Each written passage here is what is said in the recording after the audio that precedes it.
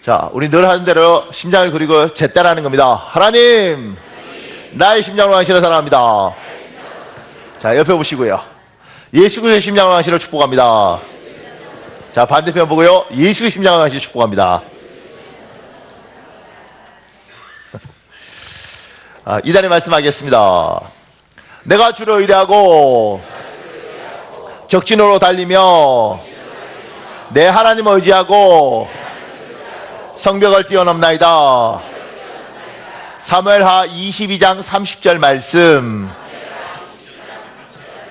여호와 하나님, 내가 주를 의뢰하고 어려움을 관통하며 내 하나님을 의지하고 고난의 성벽을 뛰어넘나이다. 나를 축복하여 주옵소서. 예수님 이름으로 기도합니다. 아멘. 여러분의 기도될 줄 믿습니다. 오늘 창세기 2장 7절에 하나님이 흙으로 사람을 만들었습니다. 그래서 우리가 죽으면 정말 흙으로 돌아가는 것 같습니다. 그런데 하나님이 흙으로 사람만 만든 것이 아니라 동물들도 만드셨습니다. 성경 그렇게 이야기합니다. 그런데 동물하고 사람하고 차이 중에 하나가 사람을 만들고 주님이 코에 후 하고 생기를 불어넣었습니다. 이 생기가 뭔지 정확히 모르는 거예요. 무엇인가를 동물하게 다르게 인간에게 뭔가 후 하고 불어넣고 사람이 살아있는 무엇인가 됐습니다. 그래서 우리하고 동물하고는 달라요. 세상 사람들은 우리를 짐승하고 똑같이 취급하는데 사람은 동물하고 다른 무엇인가가 있습니다. 그래서 우리는 이렇게 봅니다. 세상은 그냥 사람은 육체만 있는 거잖아요. 육체가 있고 이 뇌의 기능으로 뭐 여러 가지 철학적인 사고를 하는 거지 않습니까? 요걸 이제 혼이라고 부르는 거죠. 그래서 몸이 있고 이걸 육이라고 부르고 요 안에 정신이 있는 혼이 있는 겁니다. 근데 우리는 이 혼만 있는 것이 아니라 영혼이라 그래서 영이 있다고 말을 하는 거예요. 하나님이 후 하고 불어넣은 무엇인가, 이걸 뭐라고 설명은 잘 못하겠는데 말로 표현하기는 꼭 장님에게 무지개 색깔 표현하듯이 한 번도 색깔을 본 적이 없는 사람에게 빨주노초 파란보를 어떻게 설명하겠어요? 무언가가 있는데, 뭐가 있긴 있는데 이걸 정확히 표현 못하는 무엇인가를 우리가 영이라고 이야기를 합니다. 그래서 이게 옛날부터 사람들은 이 영적인 뭐가 있어서 뭘 붙일 때 영이라고 붙이는 거죠. 그래서 호랑이도 우리가 그냥 부를 때 그냥 동물 이렇게 부르지 않고 옛날 우리 선조들은 호랑이 중에 뭐 좀 특이하면 이렇게 불러요. 영물이야, 영물. 이렇게 불렀어요. 사람에게 무엇인가 우리가 잘 말하지 못하는 뭐가 있는 거라는 거예요. 그래서 이걸 이제 영혼이라고 보고, 누구죠? 미국의 그 던킨 백두걸? 그분이 쓴 책이 이렇게 논문이 있더라고요. 제가 대충 읽었는데 거기에 어떤 내용이 나오느냐면 이런 거예요.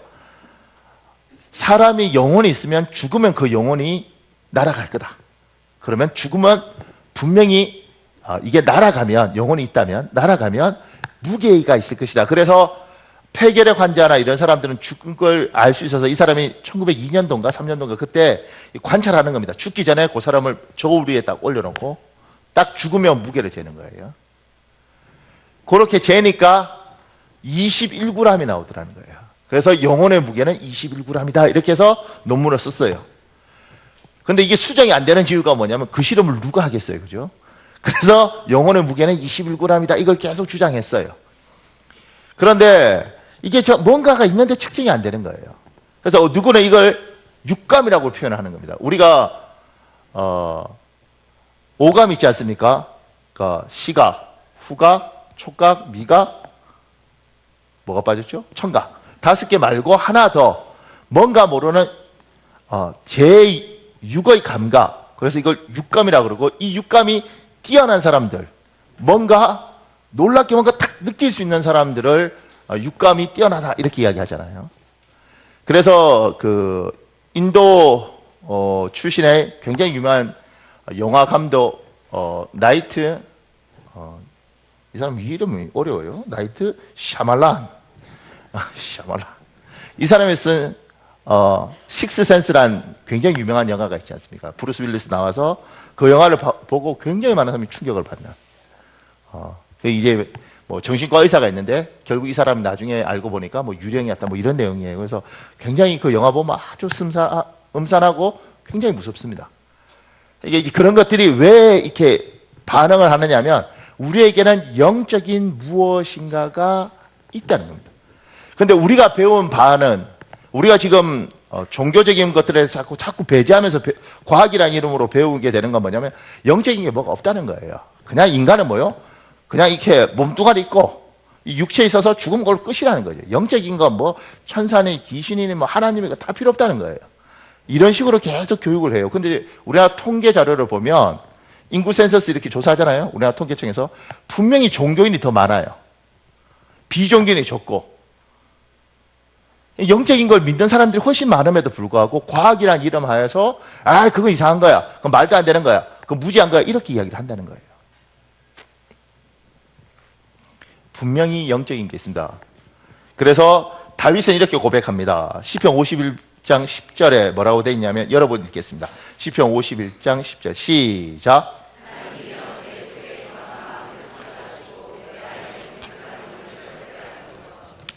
사도 바울은 이렇게 말을 합니다. 고린도 전서 14장 15절 같이 읽겠습니다. 시작. 그러면 어떻게 할까? 내가 영으로 기도하고 또 마음으로 기도하며 내가 영으로 찬송하고 또 마음으로 찬송하리라. 하나님이 우리 안에 영을 주셨습니다. 이 영은 죽지 않아요. 영원히 살아요. 그래서 성경에 하나님 우리에게 영원한 것들을 사모하는 마음을 주셨다고 그랬어요.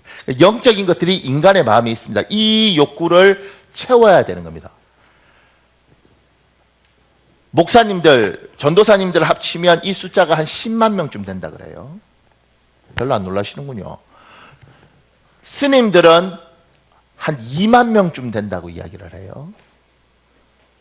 무당, 이렇게 뭐, 박수무당 뭐 이런 분들을 협회가 크게 두 개가 있던데, 이거 합치면 한 20만 명쯤 된답니다.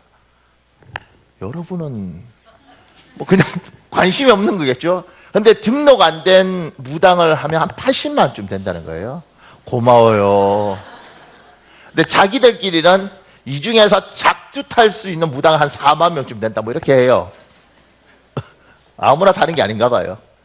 그러니까 영적인 뭐가 있으니까 이 사람들이 이렇게 생겨나는 거잖아요. 아무것도 없는데 어떻게 생기겠냐고요. 에이 뭐 종교가 그냥 마음의 위로받는 거지. 아니에요. 뭐가 있단 말입니다. 그래서 소련이 1922년에 공산화됐어요. 1992년 70년 동안 공산주의를 가지고 계속 일요일 없애보고 15일에 한 번씩 쉬어보고 이상한 짓 다 했는데 모스크바 가면 동방정교회가 아주 자신 있게 서 있습니다. 기독교가. 중국이 1949년에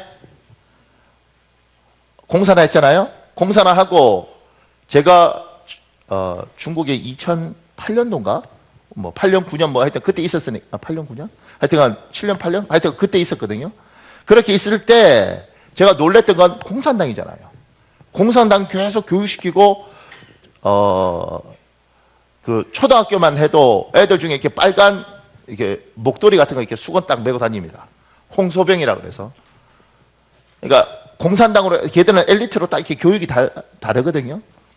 이렇게 애들이 쭉 자랐으니까 저는 당연히 공산주의로 몇 년이에요. 옛날 공산화되면서 상하에 있는 모든 귀족들, 기독교인들 다 쫓아내서 산동성이고 동북성이고 이런 다 쫓아버렸는데 제가 놀랬던 건 뭐냐면 기독교가 너무 많아요. 삼자교회는 좀 이상해요. 중국 정부 관리하는 저희 교회를 담당하던 태 목사님이라는 분이 있거든요. 공산당인데 목사님이에요. 신학을 공부하셨어요. 근데 이분이 우리 교회 놀러 올 때는 항상 술이 약간 이렇게 째려서 오셔요. 술 한잔 자꾸 하자고 그러고 우리 보고 우리 안 된다고 하자고 뭐 이러는 그런 분 말고 중국 가정교회 지도자들은 신실합니다. 열심히 있는 사람들 굉장히 많습니다. 제가 놀랬던 건 아니 공산당이 지금 하루 이틀에 한 게 아니고 잡히면 때리기도 하고 죽이기도 하고 대학도 못 보내고 그랬는데 왜 이렇게 많아요? 더 놀라운 건 제가 있을 때 이제 중국이 스스로가 어떻게 생각하냐면 이대로 버틸 수 없다고 생각했던 것 같아요. 그래서 중국 정부가 돈으로 도교 사원, 장자, 노자 이런 사원들 막 짓고요. 그 다음에 공자 사당도 막 지었어요, 정부가. 제가 이거 왜 짓느냐고 물어봤어요. 공산당인데 종교가 없어야 되는 거잖아요. 뭐라고 이야기하느냐면 자기들이 이제 개방을 할 수밖에 없을 것 같아요. 종교국 과장 이런 사람들이 있거든요. 그 사람들이 기독교 이런 거 관리를 해요. 그래서 저희 교회 이런 데 온단 말입니다. 경찰들도 오고. 그래서 저희 담당하는 경찰이 있습니다. 그 친구하고 인사하고, 그 친구가 우리가 목사인 줄 알아요. 서로 이야기 다 하고, 그가 이제 관리를 하는 거예요. 우리가 무슨 일 있으면 보고를 하고. 그러지 않으면 이제 난리가 난단 말이에요. 근데, 이 사람들에게 물어보면 왜 니들이 돈을 들여서 종교를 거부하는 공산당 이걸 하느냐 이렇게 물어보면 이렇게 말을 해요. 이대로 가면 분명히 종교가 열릴 것 같은데 이 기독교 보고 들어오면 우리가 자생력이 없어서 이거 무너질 것 같다는 거예요, 공산당이. 그래서 어차피 종교를 개방할 거면 우리 자생 종교를 버텨야겠다. 그래서 도교 사원 이런 걸 정부 돈으로 씌워요. 부처도 얼마나 큰, 저는 만불전에 가봤습니다. 만불전에 조그만 부처가 9,999개가 있고 큰 부처 상이 하나 있어요. 그래서 만불이에요. 목사는 안 가면 좋은데 너무 신기해서 구경 갔는데 이렇게 목탁 치면서 노래가 나와요. 근데 그 노래가 듣는데 많이 듣던 것 같아요. 근데 가만히 친구 목사하고 이렇게 해보니까 야, 저거 우리 교회에서 듣던 노래 같아. 음이 이거예요. 누군가 문을 두드려 떡떡 누군가 그 목탁 소리로 바꿔면서 누군가 문을 두드려 떡떡 이렇게 처음엔 뭔지 모르고 가만히 듣는데 저거 우리 교회에서 부르던 노래예요. 근데 그걸 불러요. 왜 그렇게 대단히로 하게 되느냐면 이 사람들이 인간이 영혼을 사랑하는 마음, 우리에게 영적인 욕구를 어떻게 해볼지 못하는 거예요. 결국 인정을 하는 거예요. 영적인 것들은 뭐요? 있다는 겁니다. 과학적으로 아무리 부정하려고 그러고 없애려고 그래도 있어요. 미국 같은 경우는 굉장히 종교적으로 난리잖아요. 메리 크리스마스 하면 미국 지금 난립니다. 메리 크리스마스 그러면 안 되고요. 메리 홀리데이 이래야 돼요. 해피 홀리데이 이래야 됩니다. 그래서 오바마 대통령도 기독교인이잖아요. 그럼에도 불구하고 해피 홀리데이 이래요. 메리 크리스마스 그러면 미국의 비종교인들이 막 난리를 쳐요. 종교적 색채 때문에 용서 안 한다고. 그런 미국에 가보면 타로점이라고 해서 이렇게 카드 점집 굉장히 많습니다. 종교적인 것들은 여러분과 내 안에 하나님이 후 하고 우리를 만들 때 불어넣었던 이 영혼, 이 영이 여러분과 나한테 있단 말입니다. 무시하려고 해도 이게 일어나요. 여기 설화영이라는 분이 쓴 글이 있습니다. 이게 1980년도에 있었던 이야기입니다. 우리가 부임한 김제노회 성홍교회는 당시 역사가 60년이나 된 교회였다. 그러나 시골 교회들이 대부분 그렇듯이 성도들 숫자는 그리 많지 않았다. 우리 부부가 부임해서 처음 예배를 드렸을 때 60명 정도의 성도들이 예배를 드렸다. 교회 학교와 중고등부는 겨우 10여 명 내외. 우리는 그곳으로 부임하면서 환자 한 명을 데리고 갔다. 문제가 생겼다가도 기도만 해주면 얌전해졌기 때문에 차마 모른 채 할 수 없어 몸이 좋아질 때까지 우리가 데리고 있기로 한 것이었다. 그런 일이 알려지자 내가 능력받았다는 소문이 삽시간에 성도들에게 퍼졌다. 그리하여 부임한 지 3일밖에 안 된 나에게 귀신을 쫓아달라며 권사님들이 찾아왔다. 사모님, 상리라는 동네에 20만 원짜리 구슬을 하기로 되어 있는 귀신 들린 사람이 있는데요. 사모님이 그 집에 좀 가주셔야겠습니다. 나는 적지 않게 당황했다. 남편도 없는데 부임한 지 얼마 되지도 않는 나에게 그런 부탁을 하다니 나는 어찌해야 좋을지 몰랐다.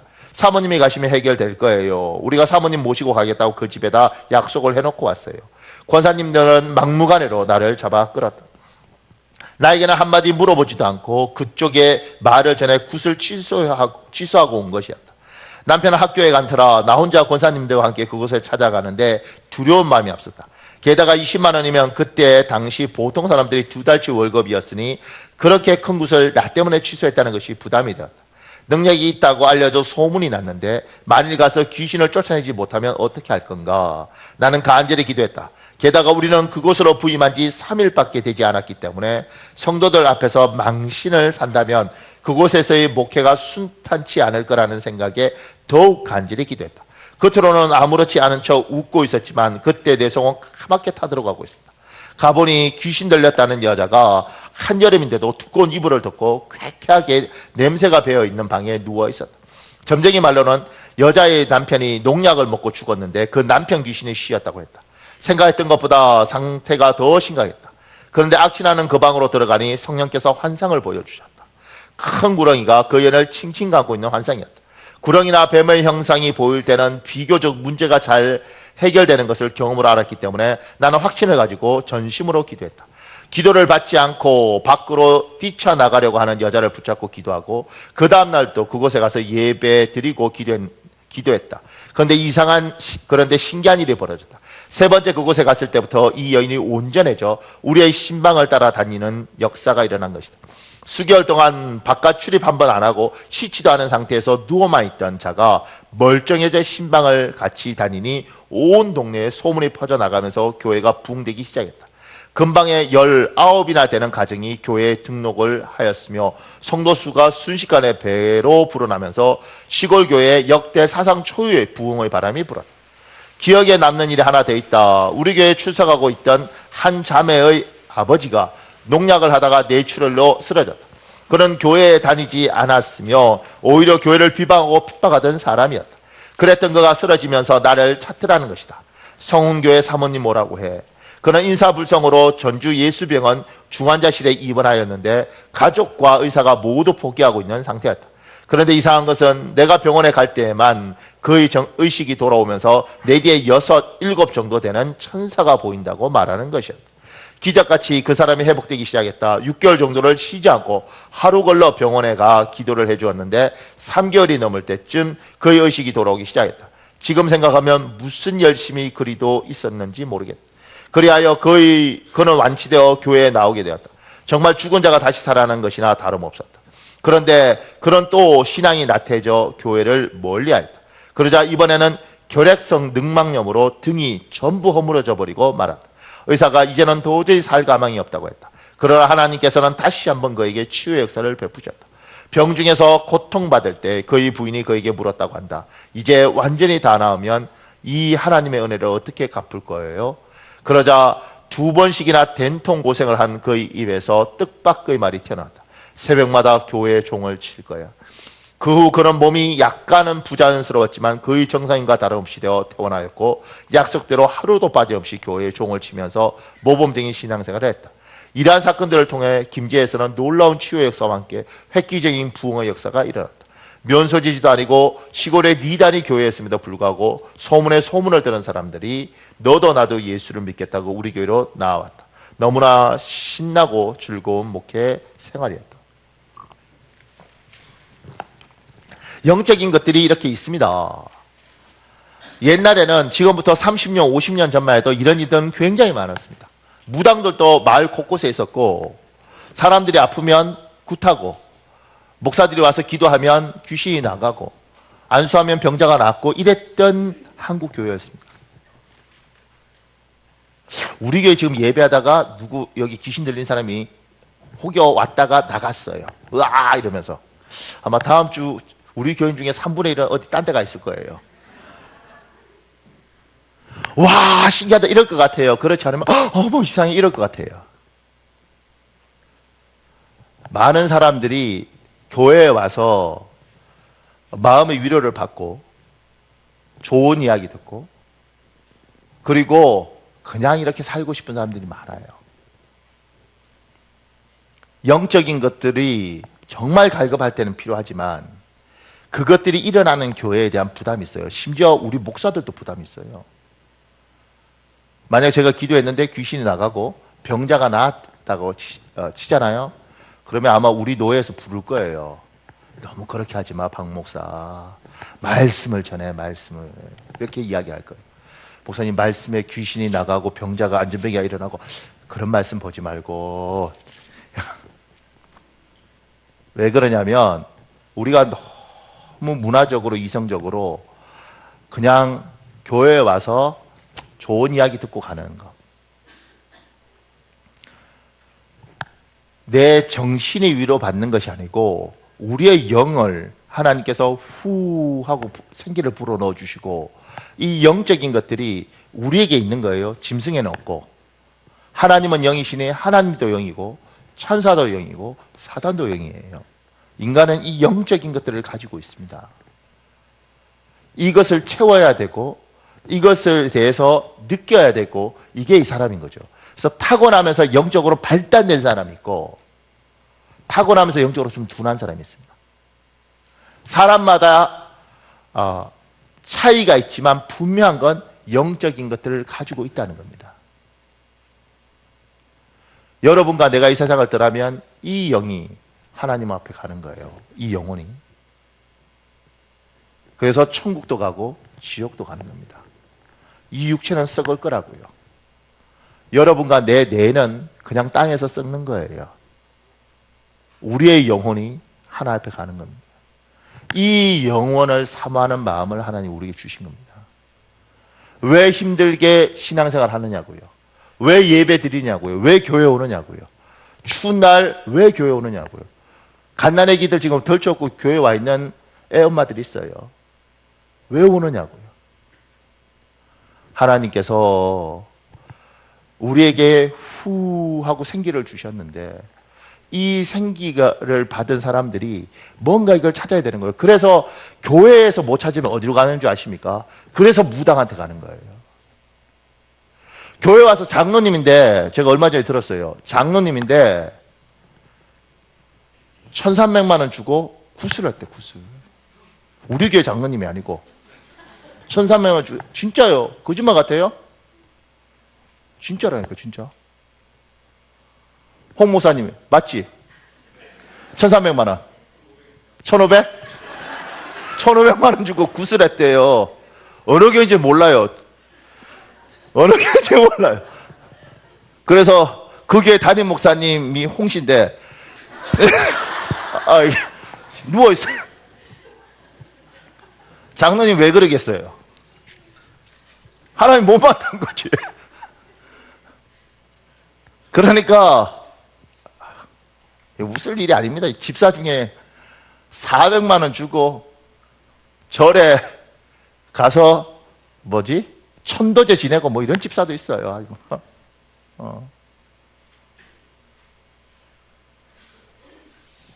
그러니까 이게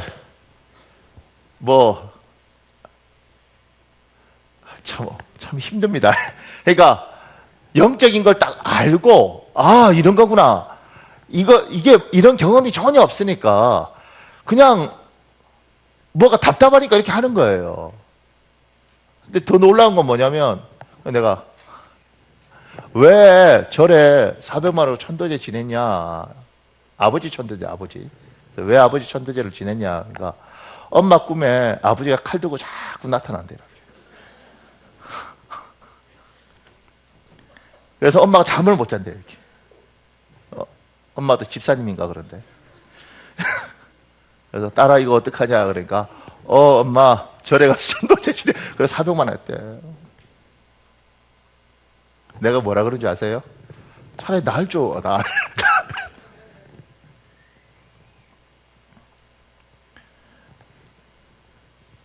그러니까 영적인 건 있는데 이게 뭔지를 모르니까 교회를 와도 하나님을 만나고 하나님과의 관계가 깊지 않으면 그냥 좋은 이야기 듣고 그냥 왔다 가는 거예요. 교회 오면 마음이 편하대? 이러고 가는 거예요.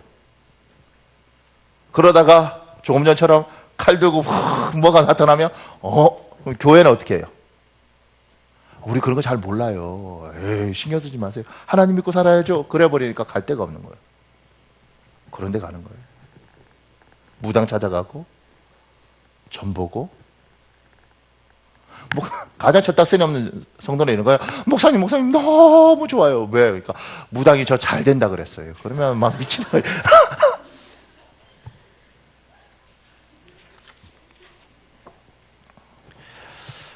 보십시오. 그러니까 사람은 영적인 욕구가 있고 이 영적인 것들에 대한 뭔가를 찾아요. 세상이 뭐 과학 이야기 아무리 해도 아무리 과학 이야기하고 뭐 영적인 게 없다고 이야기하고 천국 지옥 없다 그래도 사람은 나이가 들고 죽을 때가 되면 그 두려움이 임해 온다고요. 사람은 살면서 우리가 지금 가위 눌리는 거, 요새 젊은 애들은 가위 눌리는 거 잘 모르는 것 같아요. 가위 눌리는 거 알아? 어진이 알지? 가위 이렇게 몸에 넣고 이렇게 누워 있는 거 아니고, 가위 눌리는 게 이게 꿈꾸는 거하고 가위 누르는 거하고 다르잖아요, 그죠? 그런데 심리학이 아닌데 보면 뭐 그걸 뭐라고 하다? 수면 마비증? 뭐 이런 다 증이야 그냥. 뭐 결정을 잘 못하면 결정 장애래. 그게 어디서 안규층이 맞으면 하는 거지. 시험 칠 때 저도요 시험에 굉장히 약합니다. 왜냐하면 워낙 마음이 여리고 이렇게 해서 시험 칠 때 3번 찍으면 4번이 아플 것 같고 4번 찍으면 2번이 아플 것 같아서 내가 이게요. 그래도요 시가 되면 무조건 결정하는 겁니다. 그냥 냅두고 덜 답답하니까 그런 거지. 뭐 하면 다 증 붙이게 되니까 인간에게 자유함을 주죠. 너는 죄가 없고 병이야 이런 식으로. 그런데 이 중에서 악한 영적인 농간도 굉장히 많아요. 저는 청년들 중에 우리 교회 말고 제가 부목사를 했을 때 청년들 중에 새벽 예배 하는데 얘가 피아노를 막 치더라고. 나중에 보니까 정신적으로 애가 문제가 있어요. 그래서 걔 데리고 정신병원에 집어넣은 것도 있습니다. 근데 그 아이하고 이야기를 해보면 그 아이가 뇌나 이런 거 찍었을 때 뭐 여기가 하얗든 여기가 뭉개졌든 뭐가 있어야 될 거 아니겠어요? 뇌는 깨끗해요. 뇌가 이상해. 뭐 자꾸 이상한 거 보인다 그러고 두려움에 떨고 의사한테 맡겨도 해답이 없어요. 근데 우리가 붙잡고 막 기도하고 이러려니까 그것도 겁이 나더라고. 잘못하면 어떻게 해요? 그러니까 그 부모가 믿음을 가지고 목사님 이걸 어떻게 해야 되나요? 영적인 건 영적으로 푸는 것이고 상담 서로 간에 대화를 필요한 건 대화로 푸는 것이고 그리고 내가 문제가 있으면 스스로 하는 거죠. 영적인 게 있습니다. 그걸 무시하는 사회에 여러분이 살지만 영적인 게 있습니다. 이걸 여러분 모두가 인정하시길 예수님으로 축복합니다. 예수께서 부활하시고 난 후에 제자들에게 창조 때처럼 숨을 후 내쉬면서 뭐라고 하냐면 성령을 받아라 이렇게 이야기해요. 왜 이렇게 이야기하냐면 우리 안에 영적인 것은 하나님은 영이시니 그래서 성부, 성자, 성령 하나님 중에 성령 하나님이 우리에게 오는 겁니다. 하나님이 영인 성령이 오셔서 우리의 영과 만나는 거예요. 이걸 영접이라 그래요. 그리고 하나님을 알아요. 사람은 다 영적인 게 있는데 하나님을 모르는 영을 죽어 있다 그러고 하나님을 알면 살아있다 그래요. 어떻게 살게 되냐면 성령이 오셔서 우리 안에 있는 영과 하나님의 영이 만나는 거예요. 그래서 이 하나님의 영이 성령이 우리에게 오셔서 말씀하시는 거죠. 우리의 영혼에.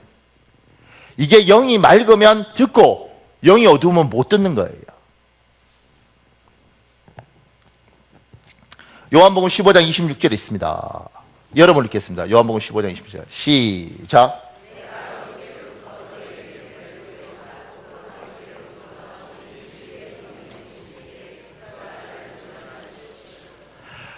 우리들 중에 성령을 받으라고 자꾸 이야기하는 건 예수께서도 부활하시고 후 하고 성령을 받으라고 이야기하시는 건 뭐냐면 내가 믿는 게 아니에요. 우리 기독교는 내가 믿으려고 노력할 수 있습니다. 내가 하나님을 찾으려고 애쓸 수는 있습니다. 귀해요. 내가 찾는다고 저분을 찾을 수 있는 게 아닙니다. 저도 박근혜 대통령 한번 만나보고 싶어요. 내가 만나려고 노력은 할 수 있지만 내가 만나고 싶다고 해서 그분을 만날 수 있는 건 아니에요. 이분들 표정이 여러분 대통령을 그렇게 우습게 생각하지 마십시오. 그분 만나기 어렵습니다. 수원시장은 만나기 쉬울 것 같습니까? 제가 보니까 동사무소 동장님은 만나기가 좀 그래도 쉽지만 수원시장만 돼도, 경기도지사만 돼도 만나기 거의 불가능할 거예요. 우리가 만나고 싶다고 만나지는 게 아니에요. 우리가 만나길 원할 수 있고 저기가 결정을 하는 거죠. 저분이 만나겠다면 내가 출근하다가 잡혀서 청와대로 들어갈 수도 있는 거 아니겠습니까? 전혀 그런 기대도 없겠지만 내가 저분을 만나겠다는 소망을 두고 저분이 결정을 하는 겁니다. 여러분과 내가 믿겠다고 이야기할 때 하나님께서 하나님의 성령을 우리에게 부으시면 그분이 와서 우리에게 뭘 주냐면 믿음을 줘요. 그게 뭐냐면 지금처럼 진리의 성령이 오셔서 예수님에 대해서 증언해 주는 겁니다. 성령을 경험하지 못하면 하나님을 믿겠다고, 하나님 내가 믿습니다 이럴 수 있는데 이게 마음으로 확 믿어지진 않아요. 옛날에 제가 있던 교회에 결혼을 2번 하고 이혼을 2번 한 남자 집사가 있었어요. 인테리어 하는 사람인데 애 둘 키우면서 힘들게. 근데 이 사람을 우리가 3박 4일 무슨 세미나를 보냈는데 세미나 끝나고 우리 밥 먹을 때 이분이 뭐라고 이야기하냐고 그런 거예요. 밥 먹으면서 봤지? 예수님 십자가에 피 흘리는 거. 갑자기 그때 지금도 아니에요. 초계탕이라고 하는 그게 뭐 있더라고요. 그거 먹는데 분위기가 진짜 초칠한 것처럼 샤 하더라고. 이 사람이 말하다가 이게 잘못됐다고 싶은지 입을 가만히 닫더라고요. 나중에 물어보니까 이 사람만 본 거예요.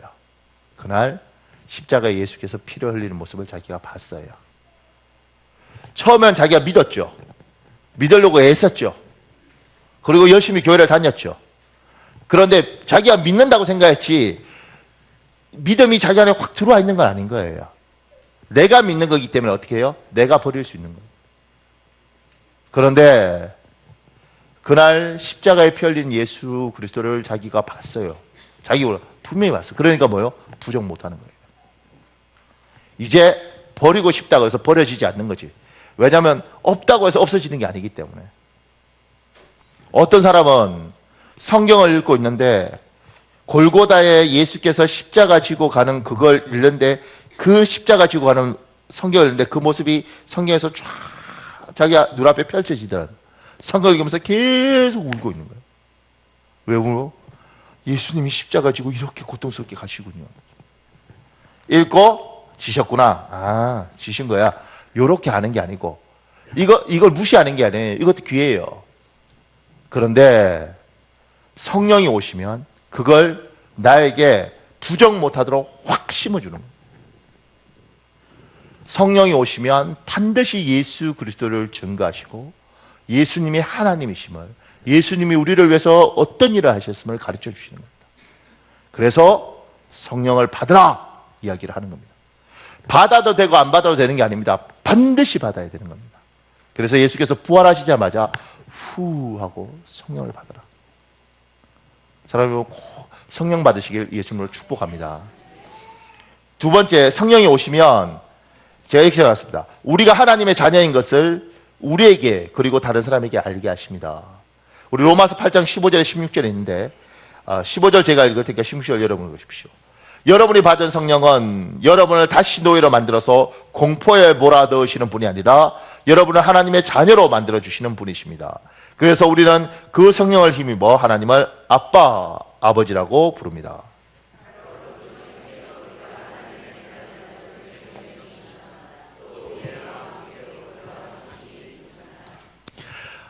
예수를 믿고 좀 특이한 게 예수 안 믿는 사람들이 놀라는 게 뭐냐면 교회 오면 하나님을 아빠, 아버지 이렇게 부르는 거예요. 그리고 어떤 사람은 그게 굉장히 불쾌합니다. 왜 불쾌하느냐면 저걸 자기 아버지가 들으면, 육신의 아버지, 친아버지가 들으면 얼마나 기분 나쁘겠어. 이렇게 말을 해요. 하나님을 믿으면 자연스럽게 하나님을 아빠, 아버지 이렇게 부르게 됩니다. 하나님은 아버지예요. 그러니까 아버지라고 부르세요. 아버지. 크게 부르세요. 아버지! 이렇게 아버지로 부르는 게 아니고 그냥 아버지 이렇게 불러줘요. 안 신기해요? 저는 굉장히 신기했습니다. 그리고 처음에 이렇게 부를 때는 제 육신의 아버지한테 굉장히 미안했습니다. 분명히 내 육신의 아버지가 있는데 어떻게 저분을 아버지라고 부를까? 그냥 불러줘요. 하나님이 오셔서 얘야 내가 너희 아버지다. 그러면 그 아버지가 자연스럽게 믿어집니다. 제가 여기 이 자매가 언젠가 한번 우리 교회 왔으면 참 좋겠다 이렇게 생각을 합니다. 제가 읽어드릴게요. 차례가 되어 한 사역자가 제 손을 잡자마자 저는 의식을 잃고 쓰러졌습니다. 전기 충격 같은 것이 느껴졌고 나를 통제할 수 없는 강한 성령님의 임재가 온몸을 감싸왔습니다. 순간 내 안에 잠재있던 모든 슬픔이 올라오는 것 같았습니다. 화상 입은 얼굴로 인해 친구들에게 놀림받았던 어린 시절, 그 놀림으로부터 나를 보호해주지 않았던 선생님들에 대한 상처와 어른들로부터 받았던 값싼 동정들, 내 마음속 깊이 숨겨놓았던 아픈 상처와 기억들이 순식간에 터져나오면서 제 울음소리는 점점 커졌습니다. 수많은 사람들이 저를 보고 있다는 생각에 창피하기도 했지만 제 의지로 통제할 수 없었습니다. 저는 그저 성령님께 맡기고 30분 정도 대성통곡을 했습니다. 그리고 나니 제 안에 있는 깊은 슬픔이 떠나가는 것 같은 시원한 느낌이 들면서 아주 선명하고 세미한 음성이 들렸습니다. 효진아, 사랑한다. 내가 너를 사랑한다. 두려워 말고 놀라지 말거라. 강하고 담대하라. 내가 세상 끝날까지 너와 함께 할 것이다. 처음 들어보는 그런 아주 분명한 하나님의 음성에 저는 깜짝 놀랐습니다. 순간 이게 무슨 소리지 하는 의문과 함께 내 안에 드디어 성령님이 오셨구나 라는 확신이 들었습니다. 그날 운전하면서 집으로 돌아오는데 태어나서 처음으로 제 안에 참 평안과 기쁨이 넘쳐남을 느낄 수 있었습니다. 갑자기 세상이 아름답게 보이고 내 마음은 하나님을 향한 뜨거운 사랑으로 가득 차올랐습니다. 그렇게 성령님을 내 안에 모신 다음날 아침 저는 다시 태어나는 같은 기분이 들었습니다. 내 안에 성령님이 계시다고 하니 생각도 조심스러워지고 휴대전화로 친구와 전화하듯 언제든 성령님과 대화할 수 있다는 생각에 흥분되는 마음을 감출 수가 없었습니다. 저는 운전하면서 출근하는 내내 내 안에 계신 성령님으로 인해 설레는 마음으로 성령님의 음성에 귀를 기울였습니다. 그때 또 성령님의 음성이 들렸습니다. 내 안에 너 있다. 내 안에 너 있다. 하하, 성령님, 이 대사는 드라마 파리의 연인의 명대사인데 그러면 저는 해분의 연인인가요? 이제부터 성령님과 저의 연애가 시작된 건가요? 저는 운전하는 동안 터져나오는 웃음을 멈출 수가 없었습니다. 저를 감싸오는 성령께서 주시는 기쁨은 말로 표현할 수 없을 정도였습니다. 저와 성령님의 뜨거운 만남과 친밀한 교제는 이렇게 시작되었습니다. 이 자매가 간단하게 때 아주 어렸을 때 연탄불에 있던 주전자 엎으면서 얼굴에 3도 화상 입었어요. 여자가 얼굴이 망가진 거예요. 중학교 2학년 때인가 공짜로 수술해 준다 그래서 성형수술 받으러 갔는데 이게 실험하는 성형수술이라서 얼굴이 더 엉망이 됐어요. 그러니까 이 자매가 살고 싶었겠냐고요.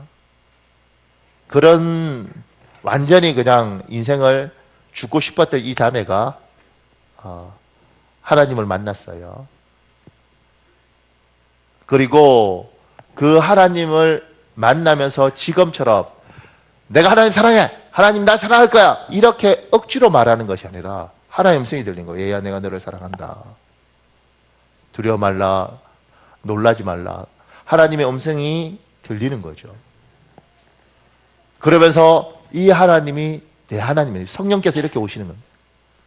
그러고 나면 자연스럽게 하나님을 나도 모르게 아버지 이렇게 부르게 돼요. 이건 겪어보면 압니다. 참 신기합니다. 어떻게 인간이 하나님을 아버지로 부를까? 더 웃긴 건 우리가 떼거리로 다 아버지라고 부르잖아요. 제가 아들 셋인데 아들 셋이 한꺼번에 아버지 불러도 피곤해 죽겠구만. 이 많은 숫자가 아버지라고 불러요. 하나님이 성령께서 우리에게 오시면 하나님을 아버지로 인식시키고 아버지라고 부르는 것에 전혀 부담 없이 아버지라고 부릅니다. 그건 하나님이 우리에게 오시면 하시는 역할입니다.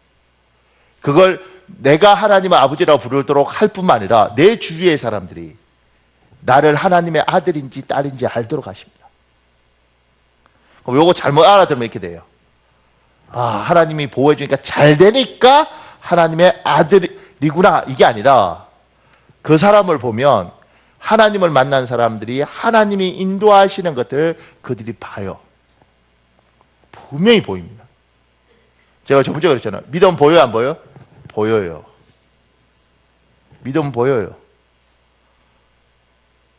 연애에 빠지면 연애하는지 안 하는지 청년들 얼굴 보면 드러나요, 안 드러나요? 드러납니다. 얘들이 그냥 실실 웃고 다녀요.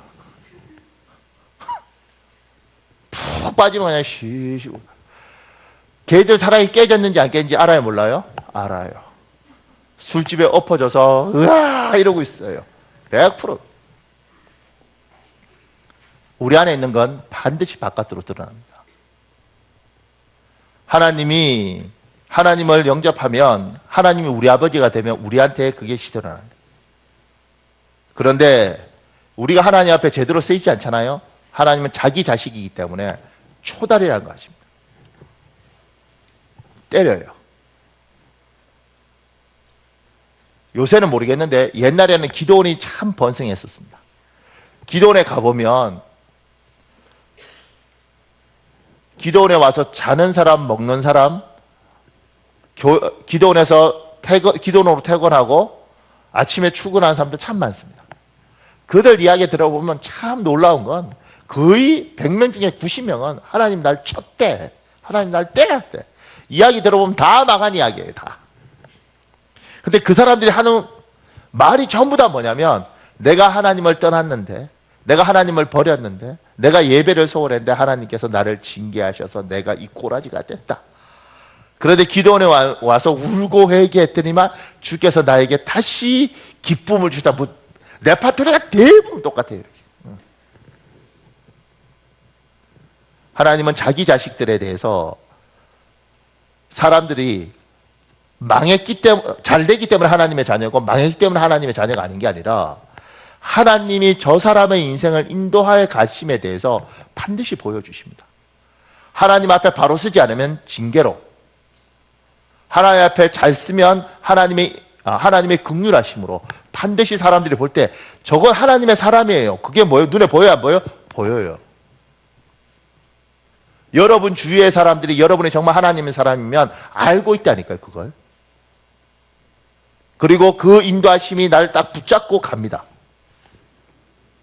그걸 주위에서 봐요. 아유, 저 예배 빠지고 저러더만 저거 나중에 난리 나겠네. 이렇게 보여요. 정말 난리가 나. 그러면서 울면서 교회 와. 보여요. 저렇게 기도하면 하나님이 참 반드시 축복하실 텐데, 아이고, 어느 날 풀려요. 그게 뭐예요? 보여요. 지금 1월 달에 송구영신 예배 때 기도 제목이 올라왔어요. 하나는 뭐 기도 제목 많잖아요. 그 중에서 하나님 둘째를 갖게 해주세요. 이 기도 제목이 올라왔어요. 그게 2개 왔어요. 2개. 그런데 2주 전에 둘 다 둘째들을 가졌어요. 우리 교회는 참 국가가 상 줘야 됩니다. 내가 약간 이렇게 이상한 소리 같지만 우리 교회는 출산의 복이 있다. 뭐 이렇게 둘 다 가졌어요. 그런데 재밌는 건 내가 신방 가서 그 태명 짓잖아요. 태명이 뭐예요? 그러니까 별이라 그러죠. 별이. 그래서 내가 왜 별이에요? 그러니까 하늘의 별을 봐야, 뭐 하늘을 봐야 별을 따지, 뭐 이런 문구가 있대요. 첫째 가지고 둘째가 하도 안 생겼는데, 뭐 안 생긴 사연이 있더라고요.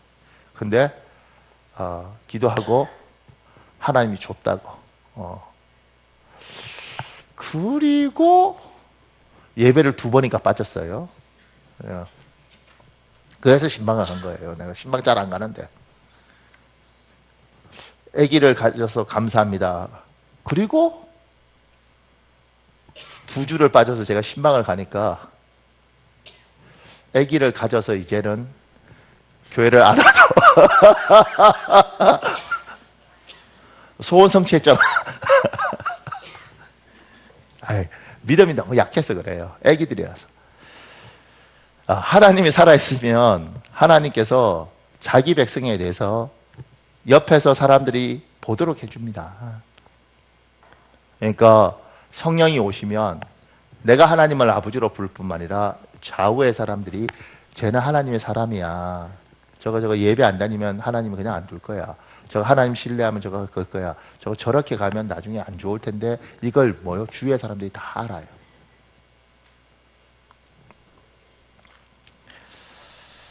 셋째, 제가 이렇게 적었습니다. 성령님께서 반드시 절망의 사람을 희망의 사람으로 변화시킵니다. 사도행전 2장 16절에 18절에 있습니다. 우리 교도가 있습니다. 이에 대하여 선지자 요엘은 이렇게 예언했습니다.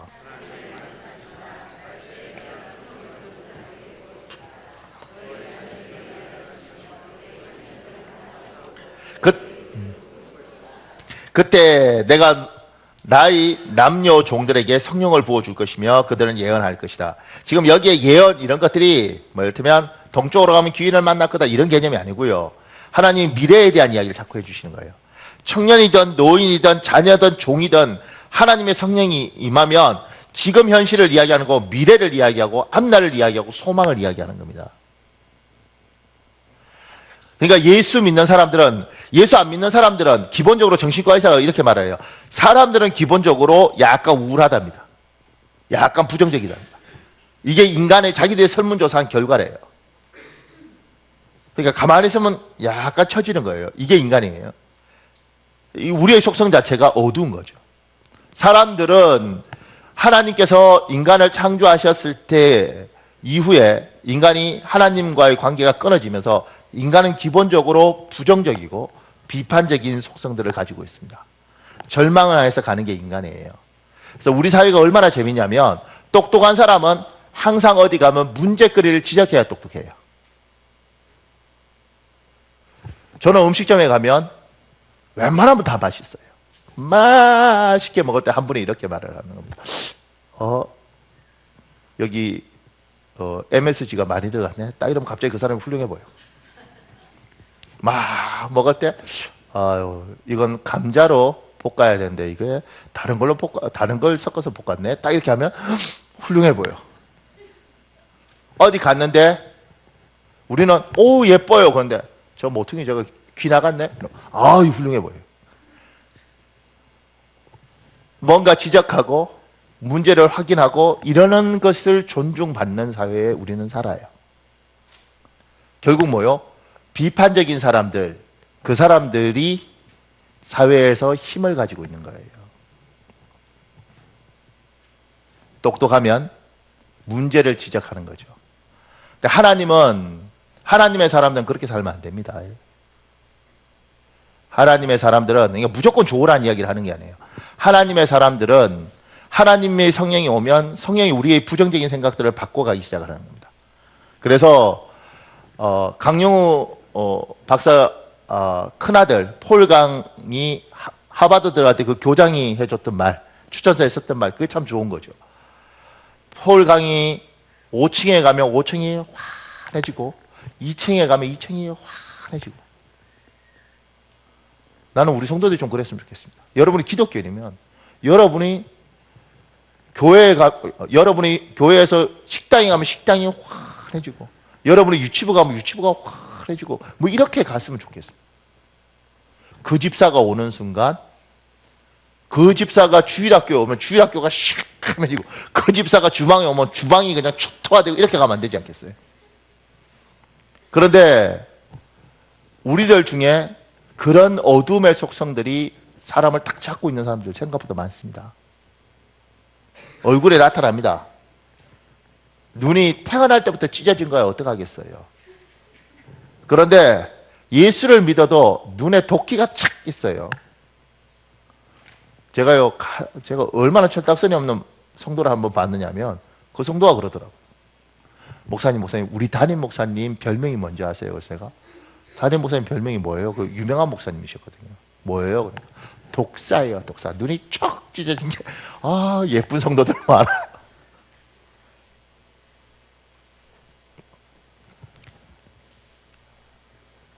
우리 얼굴 자체에 은혜가 있는 거예요. 그래서 저 사람이 어디 가면 그곳을 예쁘게 살려야 되는 거예요. 같이 밥을 먹어도 그 사람하고 밥을 먹으면 분위기가 아주 좋아지는 게 있어요. 그래서 여러분과 제가 배워야 될 것 중에 하나는 저도 이제 고쳐지는 겁니다. 하나님이 자꾸 가르치는 것 같아요. 전에는 뭐가 있으면 이게 문제가 있잖아요. 이건 괜찮은 거니까. 괜찮은 건 괜찮은 거고 이걸 고치면 더 좋을 거 아니에요. 그래서 이것만 이야기를 했어요. 이건 문제, 이렇게. 그러니까 사람들이 무너지더라고. 인간은 부정적인 속성이기 때문에 이걸 쫙 받아들이는데 우리가 말을 안 해주니까 모르는 거예요. 그러니까 이거 받고 그냥 무너지는 거예요. 그래서 욕을 할 때는 어떻게 해야 되냐면 이걸 다 이야기해줘야 돼. 한 80% 칭찬을 하고, 그런데 요게 아쉽더라 이렇게 이야기해야 돼요. 부부싸움 하는 요령을 지금 가르친 거예요. 당신은 이렇게 하지 말고 당신은 이것도 좋고 저것도 좋고 요게 아쉽더라. 이게. 우리의 부정적인 속성이나 이런 것들이 성령이 오시면 그렇게 죽고, 이야기를 이렇게 쭉 하고, 설교도 이런 겁니다. 제가 이렇게 설교하면서 제가 느끼는 게, 목사님 너무너무 은혜 받았습니다. 아멘 안 해도 괜찮아요. 상처 안 받아. 그런데 뭐 그럴 필요까지는 없고, 우리 교인들은 참 착해요. 그냥 가만히 있어요. 이렇게 가만히 있어요. 잘해도 가만히 있고 못해도 가만히 있고, 저 속을 내가 어떻게 알아. 그런데 보통 이제 교회에 가면 목사님 뭘 하면 성도들 중에 이제 나름대로 목사님 도와준다고 와서, 목사님 오늘 설교가 진짜 길던데요, 좀 짧게 하면 재밌을 텐데, 이렇게 확 뱉고 가. 어디 가면 목사님 오늘 그 이야기 왜 하셨어요? 그거 탁 뱉고 가. 그러니까 목사들이 두려움에 떨어요. 원래 욕을 할 때 어떻게 해요? 목사님 은혜도 많고 다 좋은데, 그래야 산다고. 사람이 애도 쫙 하고, 근데 얘야 네가 그렇게 가야 돼. 부부 사이도 그렇게 가야 돼. 하나님의 성령이 오면 이것만 보이는 게 아니에요. 성령은 이걸 다 보게 하시고, 요건 귀하게 요것만 고치면 예쁜 거지. 근데 우리는 이것만 해. 막 부부싸움 할 때는 이것만 찾아서 그냥 하니까, 제가 이렇게 어떤 자매가 이혼하겠다고 찾아왔는데, 내가 이야기를 듣다가 그냥, 남편이 바람을 펴? 아니요.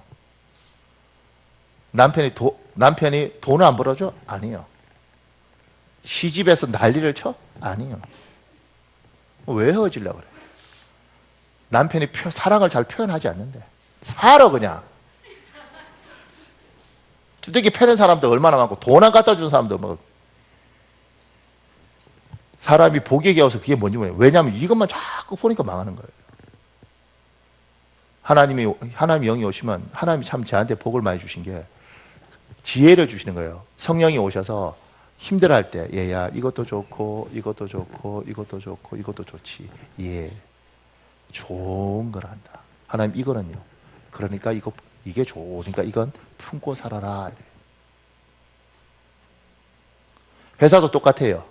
이것도 좋고 이것도 좋고 이것도 좋고 이것도 좋지. 예, 요거는 싫은데요, 품고 살아라. 그리고 어느 날 하나님이 눈을 열어주면 부정적인 것들이 긍정적으로 바뀌어가기 시작을 해요. 그래서 싱가포르에 유명한 젊은 목사님인데, 그 사람이 그런 이야기를 하는 거예요. 그분 이야기를 들으면서 많은 생각하게 되더라고요. 저는 장로교 목사잖아요. 장로교 목사들은 원래 설교를 배울 때 지적질을 배워요. 원래 새벽기도 나와야 됩니다. 예수께서 당신을 위해서 피 흘렸었습니다. 막 이렇게 가. 그게 좋은 설교로 배웠죠. 그러니까 설교를 다 듣고 나면 힘이 들어요. 더 놀라운 건 뭐냐면, 원래 교회도 우리 교회도 제가 우리 교회를 좀 밝게 만들고 싶어서 사실 마음에 많이 애쓰는데, 옛날 교회들은 다 어떻게 되냐면 이 커튼 이렇게 다 쳐져 있잖아요. 방음 때문에. 그 커튼도 어떻게 해요? 샥하만 거 해놨어요. 조명도 어둡고. 그러니까 교회에 일단 들어가면 좀 이렇게 눌려. 이렇게 뭐 이렇게 꿇어 앉으면 또 이렇게 죄인 느낌이 있어요. 근데 또 대표기들을 어떤 장로님들은 또 전통적으로 하면 버러지 같은 저희들을, 구더기 맛도 못한 저희들. 난 그게 싫더라고. 미국 교회도요, 오래된 교회는 다 어둡습니다. 침침합니다. 그러니까 천주교도 좀 그러거든요. 그러니까 오면 어두워요. 그리고 이렇게 자꾸 이렇게 뭐가 이렇게 죄인이야. 내가 내 아버지 집에 왔어요. 이 세상에 시달리다가 내가 부족한 인간이지만 하나님이 날 선택했어요. 그리고 여기 와서 하나님 집에 왔는데 나는 행복하고 싶어요. 여러분은 막 여기 와서 욕 직살나게 들어야 정신 차리겠습니까? 예수께서 당신을 위해서 피 흘렸는데 당신들은 꺼내줄지도 못하고 이 나쁜 사람들 이렇게 듣고 싶어요? 어떤 사람은 그래야 풀린대. 그래야 복음이래. 그런데 그 싱가포르 그 목사가 하는 건 뭐냐면 하나님이 우리에게 주신 이 아름다운 자화상이 있다는 거예요. 이걸 회복시키고 이걸 살려야 되는데 여기에다가 난도질을 하는 설교가 너무 많다는 거예요. 그리고 그 속에서 성도들이 그걸 하면서 자학하면서 느끼는 쾌감이 있는가 봐요. 비판당하면서 느끼는 쾌감이 있는가 봐요. 그러지 말고 사람을 이렇게 살리는 설교. 그걸 하나님께서 하나님의 성령이 임하면 하나님이 어두운 걸 이렇게 밝게 이렇게 바꿔가더라고요. 하루아침에 되는 게 아니에요. 그런데 예수를 믿어도 어떤 사람들 보면 많이 어두워요. 왜 그런지 아십니까? 분명히 성령을 영접했고 하나님을 아버지라고 부르게 하시고 하나님께서 나에게 힘을 주심에도 불구하고 어두운 건 하나님의 영은 한 번으로 끝나는 게 아닙니다. 충만을 쌓고 충만을 쌓아서 내 안에 하나님의 충만이 가득하면 밝은 것도 나오고 밝게도 보고 아버지라고 부르고 기쁨이 뛰는 거예요. 예배 빠지고 기도하지 않고 성경 읽지 않고 하나님의 사람들보다 세상 사람들하고 어울리다 보면 자꾸 어두워지는 겁니다. 어느 날 내 얼굴이 새카매져 있어요. 그리고 내가 날 봐도 실망스러워. 그건 하나님의 영이 없는 게 아니에요. 성령이 오시면 반드시 예수 그리스도를 알게 하시고 성령이 오시면 내가 하나님의 아들인 것과 딸인 것을 알게 하시고 내 주위의 사람들도 내가 하나님의 사람임을 알게 하도록 성령이 만드시는데도 불구하고 내가 밝고 힘있고 건강하지 못한 것은 그 하나님의 영으로 충만하지 않고 그 하나님의 영을 자꾸 잊어버리기 때문에 그렇습니다. 하나님께서 그래서 요한복음 3장 요한계시록 3장 20절에 이렇게 이야기를 해요. 제가 읽어드리겠습니다. 볼지어다 내가 문 밖에 서서 두드리니 누구든지 내 음성을 듣고 문을 열면 내가 그에게로 들어가 그와 더불어 먹고 그는 나와 더불어 먹으리라. 주께서 문 밖에서 우리를 두드려요. 얘야 문 좀 열어줄래? 그럼 내가 너에게 성령을 부어줄게. 네가 성령을 받으면 네가 성령으로 충만하면 네 생각과 말과 행동이 바뀐다. 하나님 문 밖에서 두드리는 거예요. 주께서 밀고 들어가실 수도 있지만 주님은 잘 그러지 않습니다. 여기 이민규라는 사람, 이분은 원래 스님이었어요. 근데 이분이 글에 이렇게 되어 있습니다. 1988년 3월 2일 나는 결코 그날을 잊을 수 없다. 틈만 나면 소록도에 가던 나는 그날 또 소록도 법당에 있었다. 내가 아무리 부처를 전해도 예수 믿는 한센병 환자들은 꿈쩍도 하지 않았지만 나는 절대로 포기할 수 없었다. 그날도 평소처럼 새벽 4시에 일어나 법당으로 향했다. 가부좌를 들고 30분간 자선한 다음 목탁을 치며 연부를 했다. 그런데 갑자기 연불이 되지 않고 엉뚱한 말이 입안을 맴돌았다.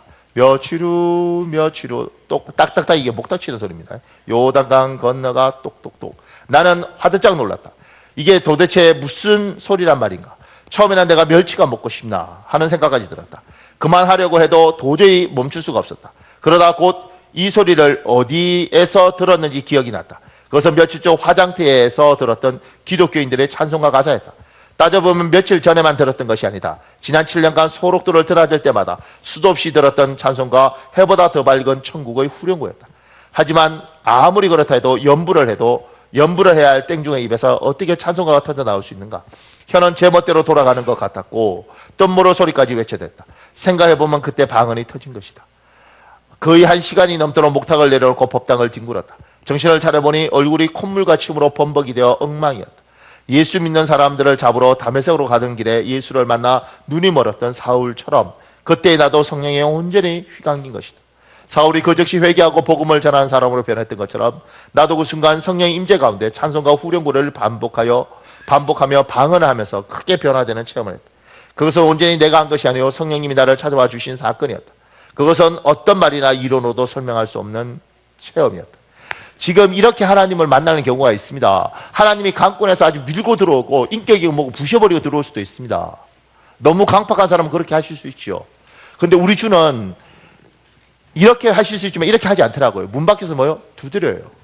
얘야, 내가 문을 두드릴게. 네가 열면 내가 들어가고 네가 닫고 있으면 난 그냥 기다릴게. 그래서 하나님이 우리에게 뭐하고 기도하라고 이야기하고 하나님을 찾으라 그러고 성령으로 충만하길 구하라 그러는 겁니다.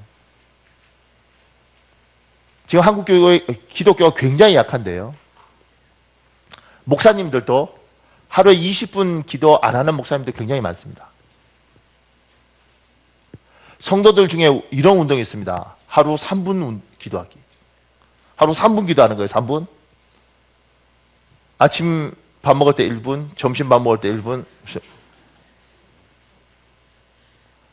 우리가 신문을 보든 하다못해 개그 콘서트인가요? 그거 볼 때 한 꼭지 봐도 3분이에요. 그런데 그렇게 기도하고 예배도 빠지고 싶으면 빠지잖아요. 그렇게 해갖고는 절대 성령 충만함이 없어요. 그리고 성령 하나님으로 기도하고 예배하고 그러지 않고 충만하지 않으면 하나님의 사람들이 하나님이 주신 그 밝음으로 가는 게 아니고 어둠으로 간다니까요. 그리고 안 좋은 걸 볼 수밖에 없고, 그래서 예수 안 믿으면, 예수 믿어도 하나님과의 관계가 멀면 멀수록 부부 사이든 부모 자식 사이든 내가 내 인생을 보면 싫어요. 내가 내 인생을 보면서 답답하다니까요. 나 왜 이 모양이야? 마음에 정말 안 든다고. 그런데 성령으로 충만하면 내가 마음에 안 들 때 주께서 나에게 이렇게 말씀하신 거예요. 애야, 너를 사랑해라. 하나님 이거 어떻게 사랑해요? 나도 너를 사랑하니까 너도 너를 사랑해라 그런다고. 하나님의 영으로 성령으로 충만함을 매일 받지 않는 한 여러분이 하나님의 사람으로서 이 땅을 힘있게 살아갈 수가 없습니다. 올 한 해 어려움들이 있지만 하나님 우리에게 믿음으로 돌파라, 기도로 돌파라 그랬으면 반드시 기도로 믿음으로 돌파하는 사람은 돌파할 거란 말입니다. 그 사람에게 하나님이 요구하는 건 뭐냐면 네 힘으로 하는 것이 아니라 성령의 능력으로 해야 되고, 얘야 그러려면 네가 기도해야 된단다. 얘야 그러려면 네가 예배해야 된단다. 그렇게 예배하고 기도하면서 하나님 영으로 충만해야지 이기지, 그러지 않으면 이길 수가 없단다. 이게 하나님이 우리에게 요구하는 겁니다. 하나님 여러분 사랑하시죠? 여러분도 하나님 사랑하는 거 압니다. 그러지 않으면 이렇게 예배 오겠어요? 그런데 우리가 하나님을 사랑하든 말든 간에 우리가 하나님 영으로 충만하지 않으면 이 땅을 이길 힘이 없다는 겁니다. 왜냐하면 우리 자체는 부정적인 사람이고 우리의 유전자는 비판적인 사람이기 때문에 우리는 항상 부정적으로 비판적으로 뭘 볼 수밖에 없어요. 예수를 믿어도 이렇게 가게 돼 있습니다. 노력하고 애쓰지만 이렇게 갑니다.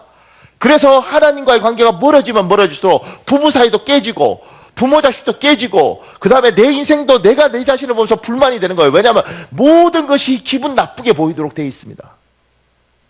그런데 놀라운 건 똑같은 상황인데도 하나님으로 충만하면 내가 부정적으로 보고 싶어도 하나님의 영이 나에게 얘야 네가 내 아들 아니야? 네가 내 딸 아니냐? 하나님 이거 희망이 없습니다. 얘야 내가 하나님 아니냐? 내가 홍해도 가르고 내가 요단강도 가르고 내가 여리고도 무너뜨렸지 않느냐? 내가 나를 마음에 들어 하지 않을 때 하나님께서 얘야 내가 너를 사랑했지 않냐? 내가 내 새끼가 기분 나빠서 내가 왜 저런 새끼를 낳았나 그랬을 때 하나님이 내한테 이야기를 하시는 거예요. 뭐라고 이야기하시냐면 얘야 나도 네가 얘를 답답해하지만 나도 널 답답해하지만 내가 너를 사랑하는 것처럼 너도 얘를 사랑해주면 안 되겠냐? 하나님이 하나님의 음성을 듣도록 하시면서 하나님이 내 생각과 내 사고를 바꿔가는 거예요. 그래서 하나님의 사람은 성령의 충만함이 없으면 이 땅을 이길 수 없는 거예요. 똑같이 예수 믿는데도 어두운 사람은 정말 어두워요. 오히려 세상에서 술 한잔 먹은 사람이 밝을 때도 많아요. 제가 옛날에 있던 제 모교에서 제가 바나바 사역 담당할 때 집사 새 성도 오면 믿음 좋은 집사 붙여요. 새 성도는 예수 잘 모르는 사람이고 믿겠다고 갖고 여기는 믿음 약한 믿음 좋은 성도를 붙여서 이 사람 믿음을 키우게 붙였는데 이 집사가 믿음이 떨어져 버렸네. 그래서 이 새 성도한테 인생 힘들다고 주저 이야기해. 이 성도가 이 집사한테 뭐라고 한 줄 알아요? 집사님 힘내. 집사님은 예수 믿잖아. 힘내. 뭐 이런 황당한 경우가 있냐고. 이 집사가 믿음이 없었다고. 아니 믿음이 있었죠. 다 까먹어버린 거지. 우리들 중에도 옛날에 기도 열심히 하고 하나님 사랑했던 사람도 있어요. 어느 날 보니까 다 까먹어버린 거지. 우리들 중에 엉망진창이었던 사람들도 있었어요. 어느 날 보니까 하나님 앞에 열심히 발부둥 치면서 성령으로 충만하니까 하나님 앞에 제대로 쓰는 거죠. 하나님이 후 하고 생기를 불어넣어 주셨어요. 누구든지 영적인 것들은 갖고 있습니다. 그 영적인 것들 중에 누군가는 2단으로 4단으로 선택을 했고 우리는 하나님을 선택했습니다. 하나님 우리에게 성령을 부어주셨습니다. 그리고 이 하나님의 성령이 우리에게 날마다 충만하면 하나님 희망이 없어요. 얘야 힘을 내라, 내가 널 돕겠다. 하나님 이건 끝났습니다. 얘야 기도해라, 내가 풀어주겠다. 하나님 앞에 기도하면서 계속 가는 거예요. 누구는 왜 새벽 기도 오겠냐고, 잠 안 자면서. 누구는 왜 밤에 와서 배 끌어안고 1시간씩 기도하겠냐고. 바보가 아닌 겁니다. 바보가. 누군가는 왜 주일날 예배를 오겠냐고. 그것도 우리 교회는 설교도 길어요. 온맘인가 거기 설교 올리라고 했는데 하도 안 올라가서 전화해보니까 60분짜리만 올리기, 60분까지만 올라갔는데 60분이 넘어서 당신 교회 설교가 안 올라간대. 왜 60분까지 밖에 안 했냐 그러니까 대한민국에서 60분 넘게 설교하는 목사는 없단다. 이렇게 힘들게 예배하고 말씀 듣고 왜 그러냐고요. 여러분이 하나님을 사랑하는 그렇잖아요. 그러면 하나님께서 하나님으로 충만해야지 이길 수 있다는 겁니다. 그건 여러분이든 목사든 다 똑같습니다. 저도 기도하지 않고 저도 예배하지 않고 그러면요 저도 어느 날인가 술 먹고 길거리에 엎어져 있을 수 있습니다. 사람은 다 연약해요. 사람은 다 인간의 한계가 있어요. 하나님은 반드시 자기 사람은 한계를 보여주십니다. 왜냐하면 그래야 사람 되는 겁니다. 언제부터 철들어요? 내 뜻대로 안 된다는 거 알 때 철들어요. 철들면 그때부터 어떻게 해요? 하나님 내 뜻대로 안 되고 내 힘대로 안 되게 하나님 도와주십시오. 하나님 힘 주십시오. 하나님 능력 주십시오. 그렇게 하나님 앞에 매달리면서 날마다 그 힘 가지고 살아가는 겁니다. 그 힘 갖고 사는 사람은 살 것이고 그 힘을 놓친 사람은 죽는 겁니다. 천국은 가죠. 이 땅에서는 절대 힘있게 살 수 없습니다. 예수 믿는 사람에게 이게 법칙입니다. 그래서 예배하라고 이야기하고 그래서 기도하라고 이야기하는 겁니다. 힘들어도 하나님 앞에 시간을 내서 무릎 꿇고 기도하면서 이겨나가라고 이야기하는 겁니다. 여러분 이 시간에 우리 한 10분 정도 기도할 텐데요.